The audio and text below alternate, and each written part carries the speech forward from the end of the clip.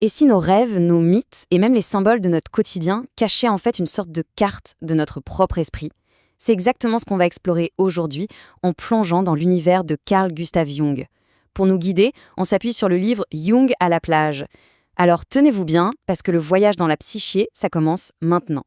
Synchronicité, archétype, ombre. On a tous déjà entendu ces mots, n'est-ce pas? Ils font presque partie de notre langage de tous les jours. Et pourtant, ils ont tous été imaginés par un seul et même homme. Alors la question c'est, qui était vraiment le penseur qui se cache derrière des concepts aussi forts? Eh bien cet homme, c'est Carl Gustav Jung. Et attention, on ne parle pas juste d'un psychologue. Non, lui, c'était un véritable cartographe de l'âme. Un pionnier qui a consacré sa vie à explorer les territoires méconnus de notre monde intérieur.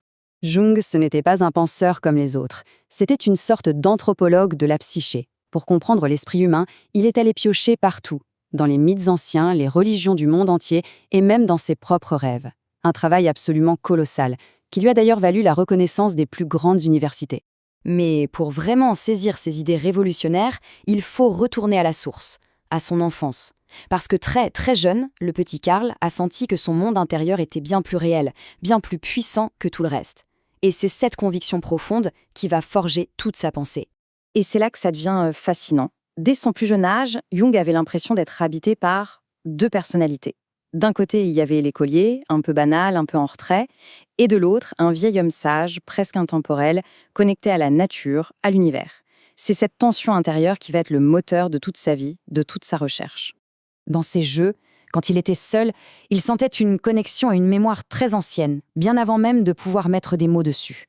Il avait cette intuition de rejouer, sans le savoir, des rituels de civilisation lointaine, la conviction qu'il existe quelque chose d'archaïque en nous, quelque chose que toute l'humanité partage.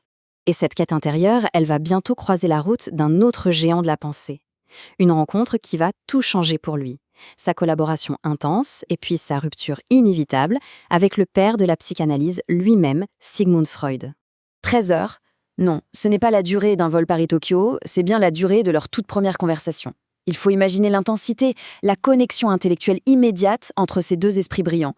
C'était le début d'une relation aussi fusionnelle qu'explosive. Freud, lui, était convaincu. Il avait trouvé son héritier.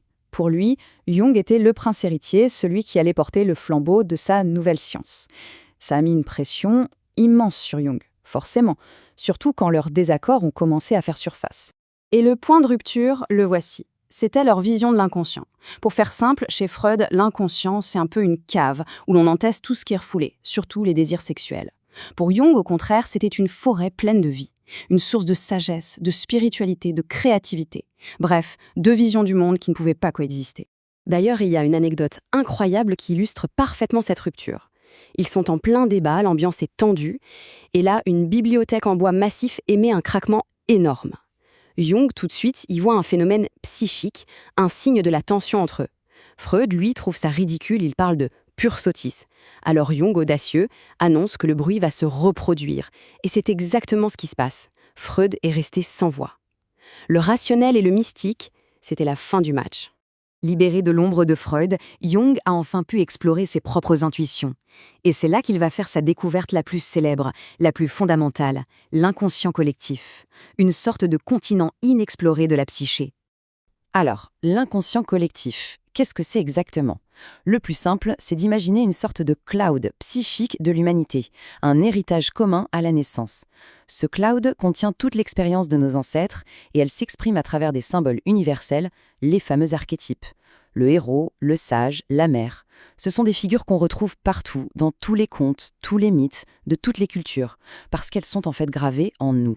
Et cette théorie, elle ne sort pas de nulle part. Non, elle lui a été inspirée par un rêve.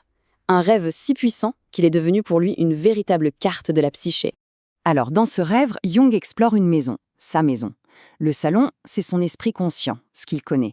Il descend au rez-de-chaussée, plus ancien, qui représente son inconscient personnel, ses souvenirs. Encore plus bas, il trouve une cave romaine. Là, c'est l'héritage de ses ancêtres. Et tout au fond, il découvre une grotte préhistorique avec des crânes. Et c'est là qu'il touche au noyau dur, au fondement archaïque de l'humanité, l'inconscient collectif. Mais il faut bien comprendre que pour Jung, dessiner cette carte de la psyché, ce n'était pas juste un exercice théorique. Non, tout ce travail avait un but profondément humain, très pratique, aider chacun à devenir qui il est vraiment. Ce processus, ce chemin, il lui a donné un nom, l'individuation. C'est le chemin de toute une vie, en fait, pour devenir la personne que l'on est censé être. Comment? En intégrant toutes les facettes de sa personnalité, même les plus sombres. Le but final, ce n'est pas d'avoir un ego surdimensionné. Non, c'est de réaliser ce que Jung appelle le soi, le véritable centre de notre être. Au fond, le message de Jung, c'est une véritable invitation au voyage, un périple intérieur pour apprendre à se connaître, pour intégrer toutes nos facettes. C'est, comme le dit cette citation, une fabuleuse odyssée à la rencontre de notre considérable potentiel. Et tout ça, ça nous laisse avec une question assez vertigineuse. Si nos rêves sont des messages de notre inconscient, comme le pensait Jung, alors quel secret, quelle vérité sur nous-mêmes pourrait-il bien essayer de nous murmurer nuit après nuit?